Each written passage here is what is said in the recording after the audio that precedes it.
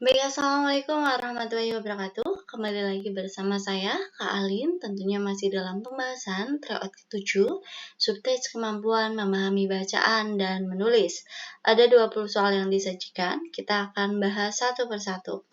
Oke, untuk soal yang pertama ya, seperti biasa kalau ada teks panjang, kita langsung fokus untuk menuju ke pertanyaannya. Tapi sebelum itu kita juga perlu tahu nih, yang dibahas di dalam bacaan ini tentang apa? Oke, kita lihat ternyata di sini membahas mengenai Situ Bagendit ya, atau legenda atau cerita rakyat Situ Bagendit yang ada di Kabupaten Garut. Ini untuk menjawab soal nomor 1 hingga nomor 5. Pertanyaannya adalah, apa pesan moral yang dapat diambil dari cerita legenda Nyai Bagendit tersebut? Oke.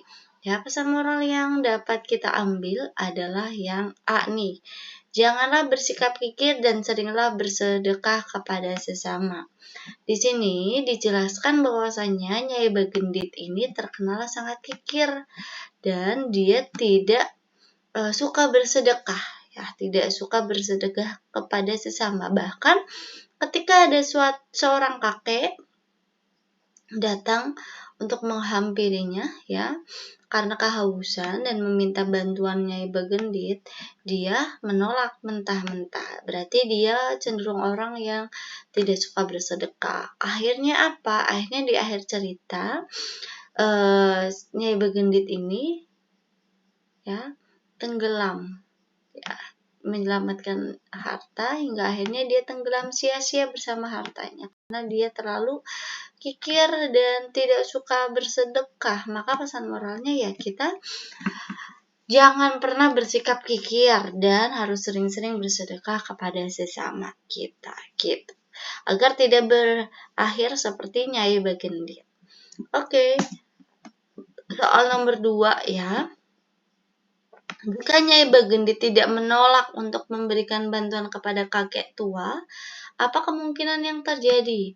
Oke, kita lihat di paragraf ketiga nih ceritanya. Suatu hari datanglah kakek-kakek misterius membawa tongkat. Ia merasa haus dan meminta minum pada Nyai Bagendit. Sudah tertebak reaksi Nyai Bagendit. Ia menolaknya. Ia pun masuk ke dalam rumah tanpa sadar bahwa sang kakek menancapkan tongkat di pekarangan rumahnya. Kakek tersebut, ini pelengkapnya ya, kakek tersebut kecewa dan akhirnya dia menarik tongkat yang sebelumnya ditancapkan. Dari situlah muncul air yang besar hingga mengakibatkan yang namanya banjir. Jadi, kalau dari awalnya Bagendit itu menolong sang kakek atau tidak menolak untuk memberikan bantuan, ya maka sang kakek tidak akan kecewa dan tidak akan terjadi banjir gitu. Itu secara tidak langsung ya. Jadi opsi yang tepat adalah yang C nih, sang kakek tidak akan kecewa dan banjir tidak akan terjadi. Ini sesuai dengan isi di dalam bacaan Nyai Bagendit. Oke, soal nomor 2 jawabannya C yang tepat. Lanjut soal nomor 3. Pertanyaan yang jawabannya terdapat di dalam bacaan teks di atas kecuali. Oke, ini kecuali ya. Oke, jawabannya adalah yang D. Mengapa para warga tidak mengusir Nyai Bagendit yang memiliki sikap buruk terhadap mereka? Oke, di awal dijelaskan bahwasannya ya, terutama di paragraf kedua, takut jatuh miskin, Nyai Bagendit terkenal kikir dan tidak ramah pada warga sekitarnya. Tapi di sini tidak dijelaskan nih alasan warga tidak mengusir Nyai Bagendit, padahal dia memiliki sifat yang kikir. Bahkan ketika warga meminjam uang, maka uangnya itu akan diberikan bunga yang tinggi gitu ya. Tapi para warga tidak berniat untuk mengusirnya ya. Tidak dijelaskan di dalam cerita ini. Maka soal nomor 3, jawaban yang tepat adalah yang D. Mengapa para warga tidak mengusir Nyai Bagendit yang memiliki sifat buruk terhadap mereka? Oke, lanjut soal nomor 4. Sikap buruk yang tidak patut untuk dijadikan contoh berdasarkan legenda tersebut adalah sikap kikir dan sukar bersedekah. Ini yang tidak patut untuk dijadikan contoh. Karena Nyai Begendit yang terkenal kikir dan tidak mau bersedekah ini justru malah berakhir mati sia-sia tenggelam bersama hartanya gitu. Jadi ini merupakan sikap yang tidak perlu dijadikan contoh oleh kita semua. Gitu. Oke, lanjut soal nomor 5. Masih dengan teks yang sama. Kalimat berikut yang dapat melemahkan pembahasan pada legendanya Nyai Begendit tersebut adalah yang dapat melemahkan adalah opsi jawaban yang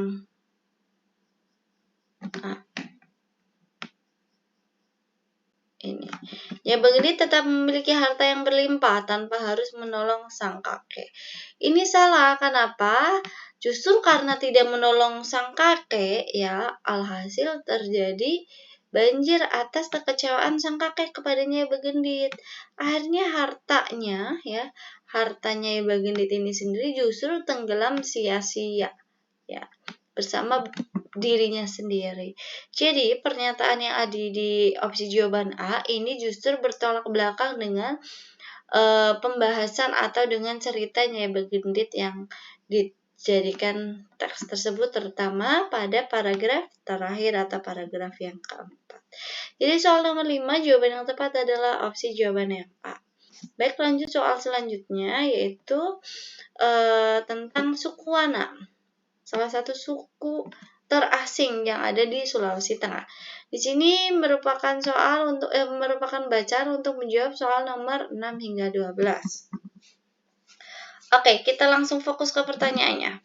Pertanyaannya adalah pernyataan berikut yang sesuai dengan isi teks tersebut adalah pernyataan yang sesuai adalah yang A. Suku Wana terasing karena tinggal di atas pohon. Ini diterangkan di paragraf pertama, ya. Paragraf pertama di kalimat ketiga. Kedua dan juga kalimat ketiga. Mereka disebut sebagai suku terasing karena wilayah mereka yang terisolasi dari ketidakberdayaan dari suku lain. Mereka membuat rumah dan tinggal di atas pohon. Di sini merupakan pernyataan yang sesuai dengan opsi jawaban yang E. Gitu ya. Jadi soal nomor 6 jawaban yang tepat adalah yang E. Lanjut soal nomor 7. Pertanyaannya adalah kalimat topik paragraf ketiga bacaan tersebut adalah opsi jawaban yang tepat adalah yang B. Nih. Perlengkapan Kaponggo terdiri atas sirih, pinang, dan tembakau. Di sini kalimat topik paragraf ketiga ada di awal paragraf dengan adanya kata rujukan dan kata kunci ini. Kita lihat.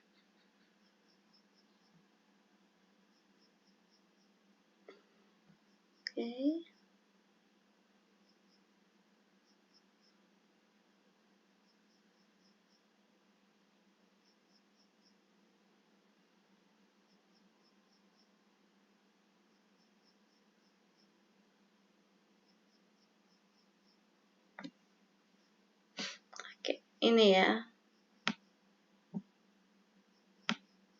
Karena di sini fokusnya ke acara Kaponggo. Salah satu adat yang ada di suku Wana di sini. Perlengkapan Kaponggo terdiri atas sirih, pinang, kapur, dan tembakau.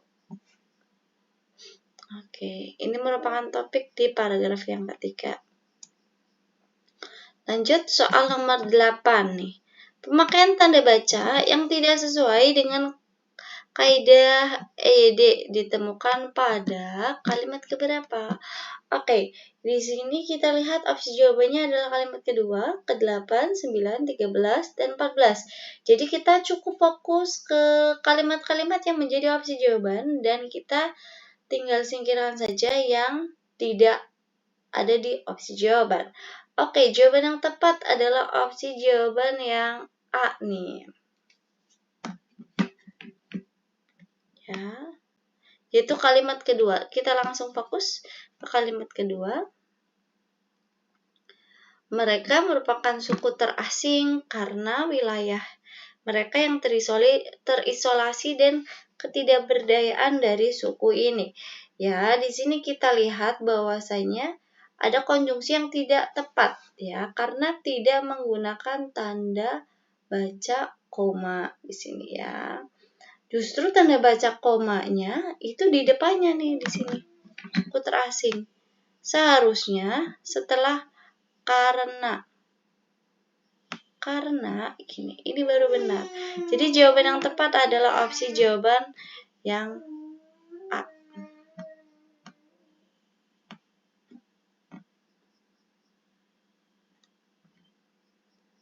Oke. Kita lanjut soal nomor 9. Simpulan yang tepat untuk bacaan di atas adalah simpulan atau benang merah atau garis besar. Simpulan yang tepat adalah pada opsi jawaban yang D. Di sini. Suku Wana adalah salah satu suku yang hidup bersama-sama dengan alam. Ya. Kenapa? Karena secara keseluruhan dijelaskan bahwasanya suku Wana ini merupakan suku yang terasing karena mereka justru membuat rumah dan tinggal di atas pohon. Otomatis mereka kan hidup bersama-sama dengan alam, memanfaatkan segala hal yang ada di hutan, yang ada di alam gitu. Jadi simpulan yang tepat adalah opsi jawaban yang D. Oke, lanjut soal nomor 10. Kata yang tepat untuk melengkapi kalimat 13 nih, ini kan kosong ya. Pada bacaan tersebut adalah dengan menggunakan kata apa? Apakah opsi A, B, C, D, atau E? Oke, ternyata yang tepat adalah opsi B. Yaitu kata memberi ya. Oke, kita lihat nih. Kita harus mengacu pada konteks kalimatnya. Untuk mencegah kemurkaan itu, mereka memberi persembahan atau sesajen kapunggu di setiap bukit atau bagian dari hutan. Misalnya ketika mereka akan membuka ladang baru. Oke. Mereka memberi persembahan. Ini tepat, sangat tepat bahkan ya. Ini menjadi kalimat yang efektif. Jadi yang tepat adalah kata memberi untuk soal nomor 10. Lanjut soal nomor 13. Soal nomor 11, mohon maaf. Kata itu di kalimat 13, bacaan tersebut merujuk pada, nih, kemurkaan itu. Kata ini merujuk pada apa? Biasanya pada kalimat sebelumnya. Gitu ya, pada kalimat sebelumnya. Kata itu, kalimat sebelumnya kan membahas mengenai tanda murkanya sang penjaga. Otomatis untuk mencegah kemurkaan itu, murkanya siapa ya? Murkanya sang penjaga. Jadi jawabannya ada pada kalimat sebelumnya atau kalimat ke-12. Jadi jawaban yang tepat adalah yang C, sang penjaga. Lanjut soal nomor 12. Kalimat yang tidak diperlukan nih dalam paragraf tersebut adalah kalimat keberapa? Oke, kita lihat kalimat yang tidak diperlukan dalam paragraf tersebut ada pada kalimat ke-14 di sini. Ya. Pembukaan ladang baru suku Wana dengan persembahan kaponggo tetap memperhatikan kelestarian alam lingkungan sekitar. Kenapa ini tidak perlu? Karena ini sudah dibahas di kalimat sebelumnya. Gitu ya. Oke, jadi ini menjadi tidak perlu. Jawaban yang tepat adalah kalimat ke-14.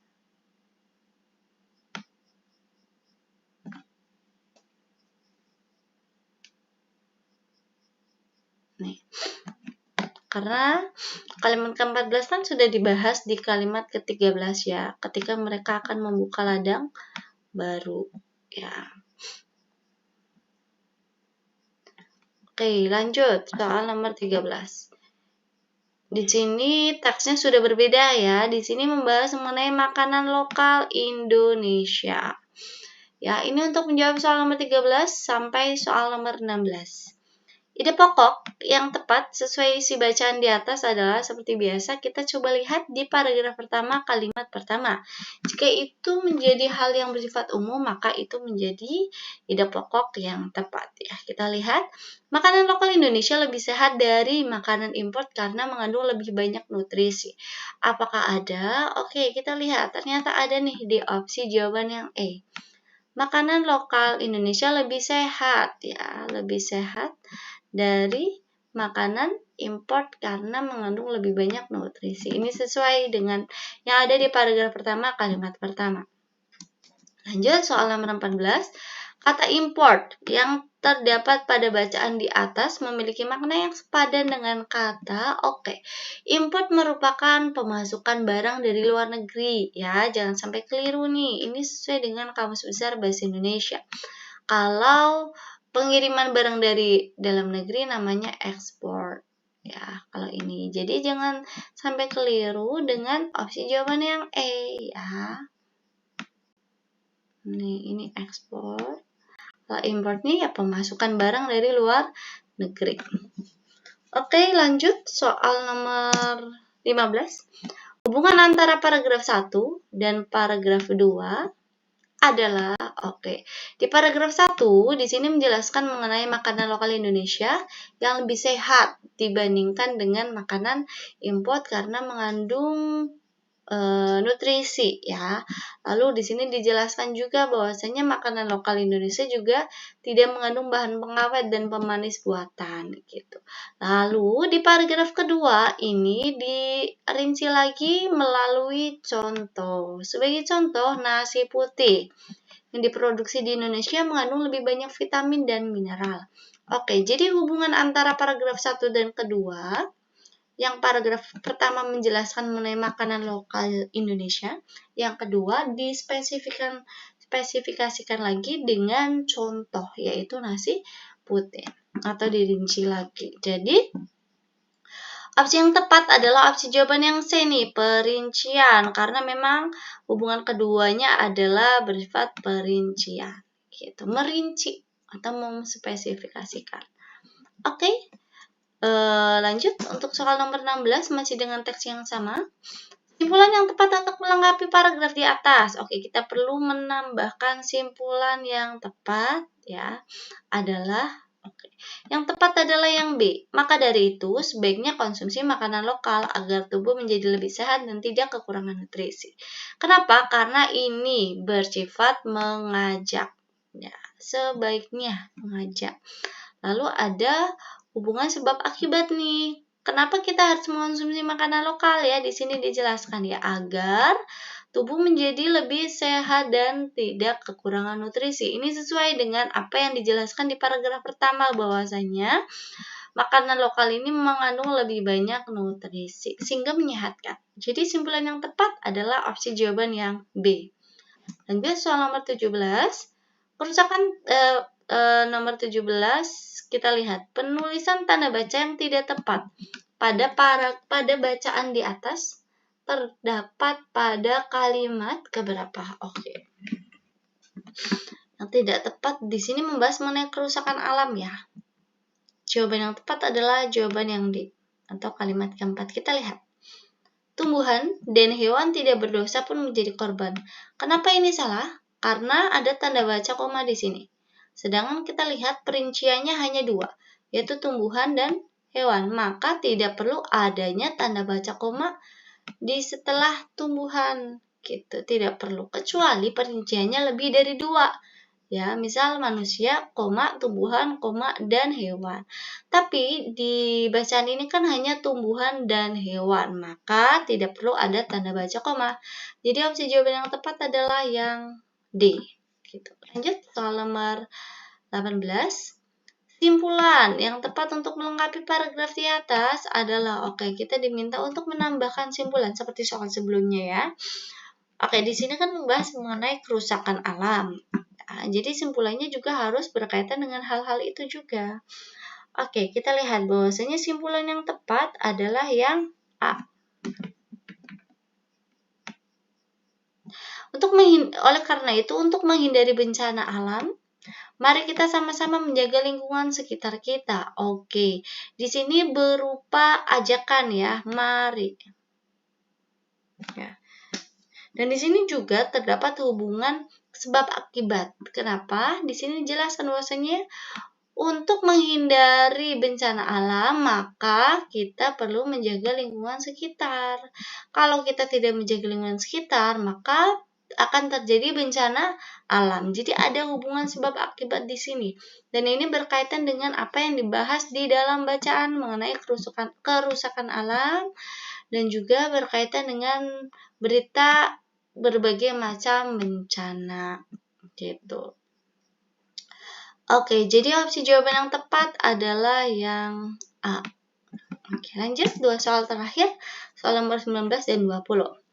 Pertanyaan berikut yang jawabannya terdapat pada bacaan teks di atas adalah Pertanyaan yang jawabannya ada di sana ada pada opsi jawaban yang C. Apa penyebab terjadinya berbagai macam bencana seperti banjir dan tanah longsor? Penyebabnya adalah ini. Peristiwa ini merupakan akibat pola hidup sebagian besar manusia modern yang tidak ramah lingkungan. Ini penyebabnya ya. Jadi ini merupakan pertanyaan yang jawabannya ada di dalam bacaan, terutama pada kalimat yang ke-5 di sini gitu ya. Soal terakhir, soal nomor 20. Kata ini pada kalimat ke-5 ya, kata ini di sini merujuk pada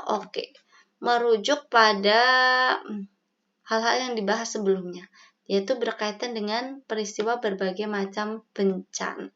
Ya, peristiwa yang kaitannya dengan bencana. Bencana kan peristiwa ya. Sedangkan yang lain itu tidak ada kaitannya dengan ini gitu. Jadi jawaban yang tepat adalah opsi jawaban yang A, peristiwa berbagai macam bencana. 20 soal sudah kita bahas. Semoga apa yang saya sampaikan bisa dengan mudah dipahami oleh teman-teman semua, sehingga teman-teman lebih siap ketika nanti menempuh ujian SNBT gitu. Semoga teman-teman diterima di kampus impian teman-teman semua, dan saya mohon maaf apabila ada tutur kata yang keliru. Bila taufiq wal hidayah, wassalamualaikum warahmatullahi wabarakatuh.